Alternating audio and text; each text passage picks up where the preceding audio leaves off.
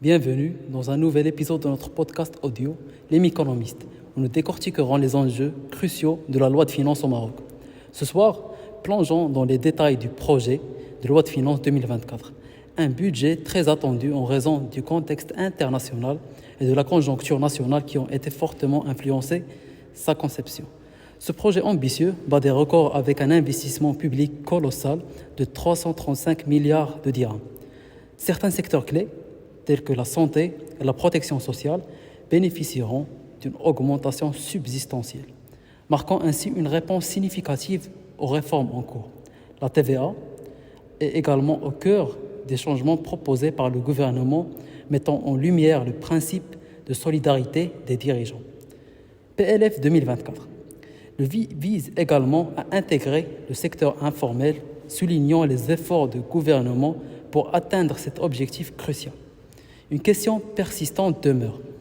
Le gouvernement réussira-t-il à concrétiser cette réforme de loi organique des finances pour maîtriser l'endettement ?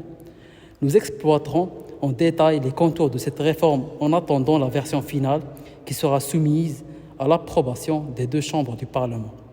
Dans cet épisode, nous mettrons en lumière l'impact de ces développements dans le secteur pharmaceutique, informel, l'AMO et aide sociale directe.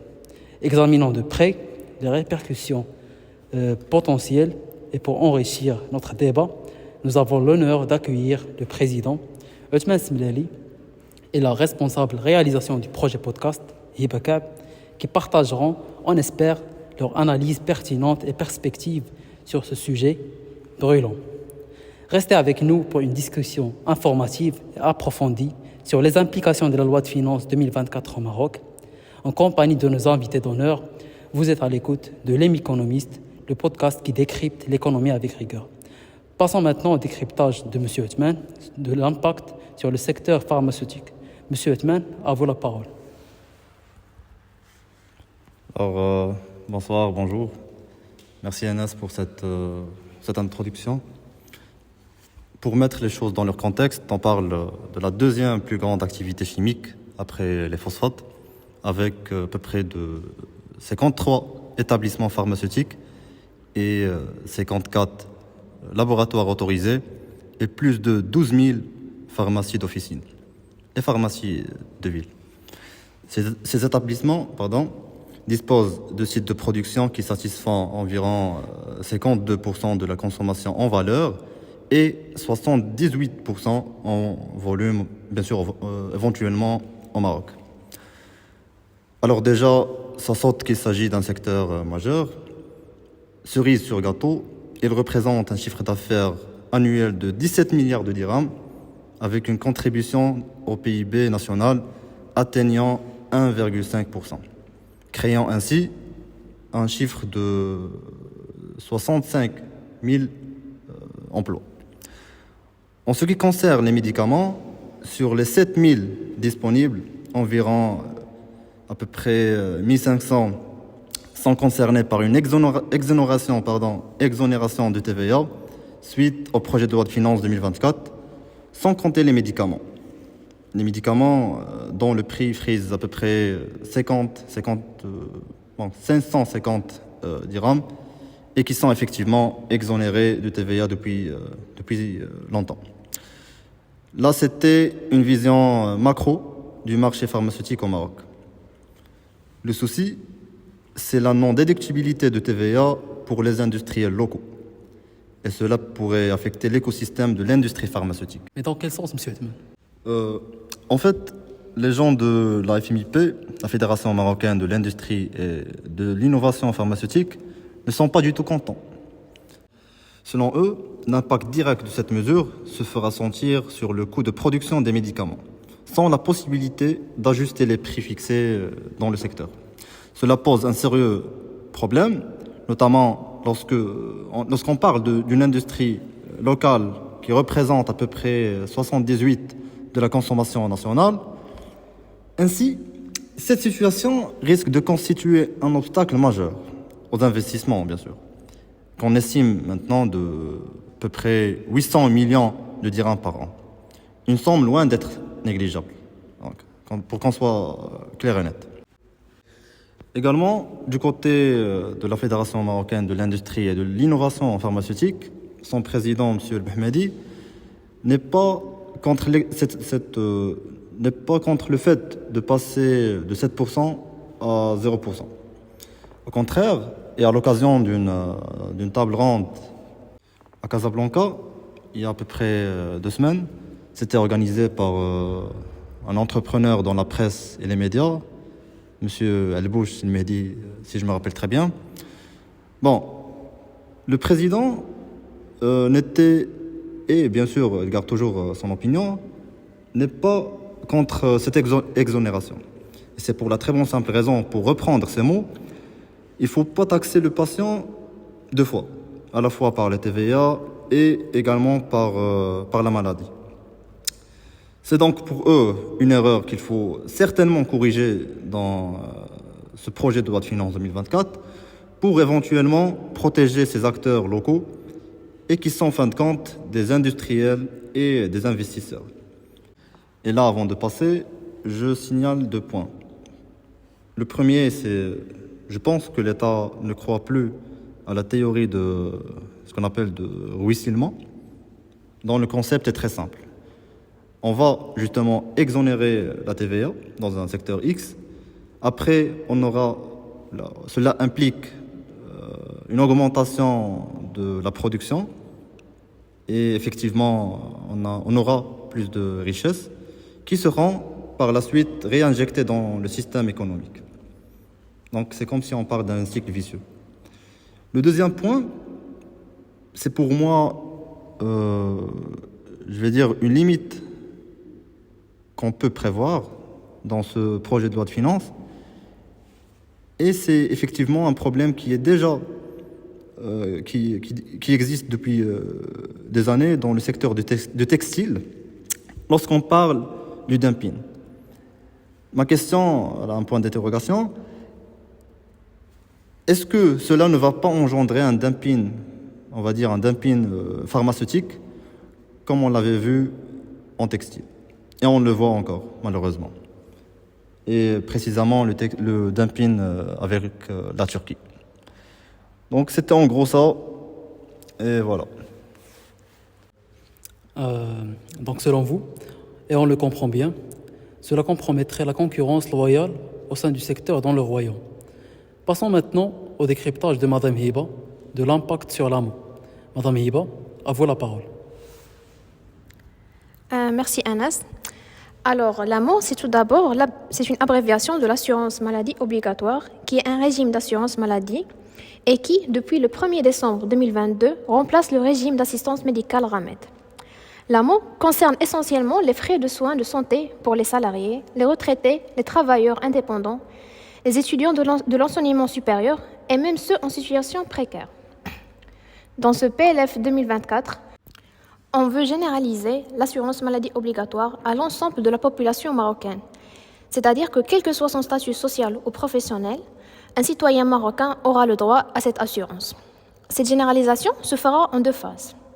La première phase, qui débutera l'année prochaine, c'est-à-dire en 2024, concernera les personnes qui ne bénéficient pas déjà d'une couverture médicale. Il s'agit notamment des personnes en situation de précarité, des personnes sans emploi et des personnes qui exercent une activité informelle. La deuxième phase, qui débutera en 2025, concernera le reste de la population. Ça paraît un peu utopique, n'est-ce pas? Enfin, pour moi, ça l'est. Et effectivement, beaucoup de défis font face à la réalisation de ce projet. À commencer par l'argent. Oui, cette généralisation nécessitera un financement important, près de 10 milliards de dirhams.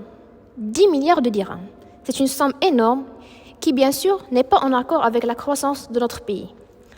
Le Maroc a encore besoin d'une croissance économique durable et forte. Et ce n'est pas vraiment une chose qu'il est prêt à réaliser. Cependant, le gouvernement marocain a mis en place un plan pour mobiliser les ressources financières nécessaires. Il va avoir recours notamment aux impôts, aux cotisations sociales et aux emprunts pour assurer l'argent manquant à la réalisation de cette ambition. Excusez-moi de vous interrompre, Madame Hiba, mais je pense que même avec ces ressources-là, ça reste très difficile de couvrir les coûts de la généralisation de l'AMO. Oui, en effet, Monsieur Anas, mais il faut noter que certes, le problème du financement est un obstacle colossal à la réalisation de cette généralisation. Mais il n'est pas le seul, malheureusement. Il y a également la sensibilisation, qui est nécessaire pour faire connaître les avantages de l'AMO et les modalités d'affiliation à la population pour garantir qu'il soit accepté par tout le monde. Il y a également le problème d'organisation. Enfin, généraliser l'AMO pour que tous les Marocains en bénéficient nécessitera une organisation énorme, évidemment. Et il faudra éventuellement que tous les acteurs impliqués, notamment la CNSS, les mutuelles et les organismes privés de santé, il faudra qu'ils travaillent de manière coordonnée pour assurer une mise en œuvre efficace. Bref, ça reste bien un projet ambitieux, difficile à réaliser certes, mais dont l'impact sera vraiment positif. Mais aussi, un autre stratagème est l'aide sociale directe. Je vous laisse donc avec l'analyse de M. Ajman. M. Ajman, à vous la parole. Oui, justement, on parle de l'aide sociale directe avec un budget qu'on estime, si je me rappelle très bien, de 30 milliards de dirhams, c'est ça? Bon, et bien sûr, ça concerne les gens déjà inscrits, les Marocains, bien sûr, inscrits dans le registre social unifié. Ce qu'on va faire, c'est de donner une somme d'argent de 500 dirhams par mois pour les familles sans enfants, et sans enfants ou bien les enfants qui ont des enfants qui frisent 21 ans, et également un montant de 400 dirhams par enfant pour les familles ayant un max d'enfants, 3 enfants. Donc on parle d'un montant mensuel de 1200 dirhams. Bon, j'essaie pas d'être pessimiste, mais encore une fois, ça suscite des inquiétudes du fait qu'en quoi, si on donne un financement direct, on n'aura plus de cash qui circule, et donc moins de contrôle, et du coup, le monstre de l'inflation apparaîtra de plus en plus. Des points importants, certes, M. Ajman, et qui méritent bien d'être développés, mais hélas, le temps nous rattrape, messieurs, mesdames. Donc nous allons passer immédiatement à l'intégration du milieu informel. Madame Hiba, à vous la parole. Alors, l'économie informelle, c'est quoi tout d'abord? L'économie informelle, c'est un peu comme la face cachée de la Lune. Ça englobe une tonne d'activités, allant du commerce et de la réparation, au textile, au cuir et au transport routier de marchandises. Cependant, ces formes les plus rebelles demeurent la contrebande et les pratiques souterraines au sein des entreprises formelles, telles que la sous-déclaration du chiffre d'affaires et des effectifs. Les opérateurs font délibérément le choix de ne pas respecter leurs obligations, même si les ressources et les structures nécessaires sont à leur disposition. Tout cela devra évidemment être coûteux à l'économie du pays. Mais comment? Accrochez-vous bien, c'est énorme. 40 milliards de dirhams est le manque que génère le secteur informel. Eh oui, vous avez bien entendu, 40 milliards de dirhams. C'est un chiffre énorme qui constitue un obstacle majeur au développement économique et social du pays. C'est pourquoi l'une des priorités du PLF 24 est d'éliminer ces pertes qui coûtent cher à l'économie nationale et représentent, selon une étude réalisée par Banque Al Maghrib en 2021, environ 30% du PIB. En effet, ce sont des pertes très importantes que tu annonces là, Hiba. Oui, effectivement, et c'est pourquoi l'intégration du secteur informel dans l'économie nationale figure parmi les priorités du projet de loi de finances. Et dans ce cadre, il est proposé de mettre en place un nouveau régime d'autoliquidation de la TVA qui permettra aux personnes exerçant une activité passible de la TVA de calculer le montant de la TVA sur leurs achats effectués auprès de fournisseurs situés hors du champ de l'application de la TVA, leur permettant de procéder en même temps à la déduction du montant de la dite taxe, et ce, à l'exclusion des opérations d'achat des terrains et des produits agricoles. Eh bien, pour faire plus simple, cette autoliquidation, c'est quoi? Cette autoliquidation, elle concerne les clients assujettis à la TVA et qui s'approvisionnent auprès des fournisseurs qui sont hors du champ d'application de celle-ci. Ces clients, après avoir effectué leur achat auprès de ces fournisseurs, vont recevoir une facture. Ils seront donc dans l'obligation, les clients bien sûr, ils seront dans l'obligation de calculer et de déclarer une TVA fictive avec la facture qu'ils ont reçue. Cette TVA sera reversée à l'État et déduite en même temps. Ce sera une opération neutre dans laquelle les clients ne perdront rien. Mais on peut se poser cette question. Que va gagner l'État à tout cela?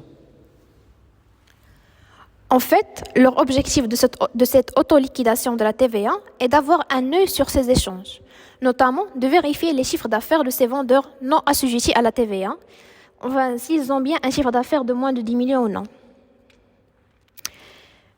Mais il faut noter également que l'État n'est pas le seul parti gagnant dans cela. Il y a également les travailleurs dans le secteur informel. Ces personnes n'ont pas les mêmes droits que les gens qui travaillent dans le formel. Et, par exemple, ils n'ont pas la sécurité sociale, ils n'ont pas des congés payés et les heures supplémentaires ne sont pas également payées. Eh bien, leur intégration dans le secteur formel va leur garantir d'avoir également ces privilèges qu'ont les autres personnes. Et ils vont avoir de meilleures conditions de travail. Notamment, ça va leur garantir une couverture sociale en matière de santé, de retraite et d'assurance chômage. Et ces personnes, ils ne représentent pas une petite catégorie des gens. En effet, d'après une étude faite par le HCP, le secteur informel représenterait entre 67,6% du total des emplois exercés. Et voilà, c'est tout ce que j'ai à dire concernant le secteur informel. Sur ces dires-là très instructifs, clôturons maintenant ce numéro-là. Merci donc infiniment de nous avoir accompagnés tout au long de cet épisode de l'Émiconomiste. Nous espérons sincèrement que cette plongée approfondie dans le projet de la loi de finances 2024 au Maroc a éclairé vos perspectives sur les enjeux économiques cruciaux. Un immense merci à Atman Smlali et Hiba Kab pour leur précieuse contribution à cet épisode de l'Émiconomiste. Un grand merci aussi aux rédacteurs Younes Aboubi et Atman Marmouk qui ont su prélever l'information avec rigueur. Restez à l'écoute pour d'autres analyses approfondies sur les sujets économiques. Sur ce, je vous laisse à bientôt pour un prochain numéro.